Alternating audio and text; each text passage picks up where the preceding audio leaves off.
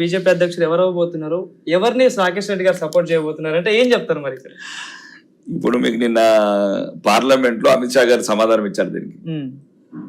ఎవరు అఖిలేష్ యాదవ్ గారు ఒక ప్రశ్న అడిగాడు నవ్వుకుంటూ, యూపీలో కనీసం అధ్యక్షుని కూడా నిర్ణయించుకోలేని స్థితిలో ఉన్నారని అఖిలేష్ యాదవ్ అంటే నేను నవ్వుకుంటేనే సమాధానం ఇస్తానని చెప్పి లేచిచ్చాడు.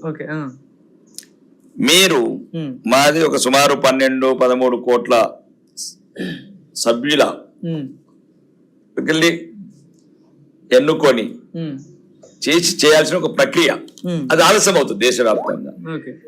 మీ పార్టీలు ఏంటంటే ఇప్పుడు కరుణానిధి పార్టీ కావచ్చు, లేకపోతే ఆయన ఉద్ధవ్ ఠాక్రే పార్టీ కావచ్చు, అఖిలేష్ పార్టీ కావచ్చు, మీదేది 5గురే ఉంటారు మీ ఇళ్ళల్లో, మీ 5గురే ప్రెసిడెంట్లు అవుతారు. అది కూడా అన్నాడు, ఇంకా 25 ఏళ్ళ దాకా నువ్వే ప్రెసిడెంట్ పో అన్నాడు అఖిలేష్ యాదవ్. ఇది అట్లా కాదు, ఇది అందరి పార్టీ, సామాన్య కార్యకర్త పార్టీ. ఇప్పటి వరకైనా అధ్యక్షులు నడ్డా గారు కావచ్చు, అంతకుముందు ఎవరెవరి మామూలు వ్యక్తులు ఇక్కడ కార్యకర్తలే అధ్యక్షులు అవుతారు. కాబట్టి దానికి ఒక ప్రక్రియ ఉంది. దానికి తెలంగాణ కూడా అదే కాన్సెప్ట్ ఇంప్లిమెంట్ అవుతుంది. ఈ వ్యవహారాలు చేస్తూ ఉన్నారు, దేశవ్యాప్తంగా డిసైడ్ చేయాలి. దాన్ని 30 రాష్ట్రాల్లో ఒక రాష్ట్రం కాంగ్రెస్ ఎక్కడ ఉందని 3 రాష్ట్రాలు, అలాగే సత్యనారాయణ కాలే గాంధీ ఉంటారు పాపం, కార్గిల్ అడ్డలు ముందు పెట్టేంత మాత్రం. ఇప్పుడు కేసీఆర్ తర్వాత చెప్పారండి, ఒక బీసీ నాయకులు ఇంతగానం దమ్ము సపోర్టు, దళిత ముఖ్యమంత్రి అన్నాడు, దళిత ముఖ్యమంత్రి పోయింది, ఇప్పుడు బీసీ ముఖ్యమంత్రి, అదంతా ముఖ్యమంత్రి అయ్యేది సచ్చేది వదిలిపెట్టాడు. కానీ ఇంకా పార్టీ ప్రెసిడెంట్ చేసి గంగలు పెట్టాడు.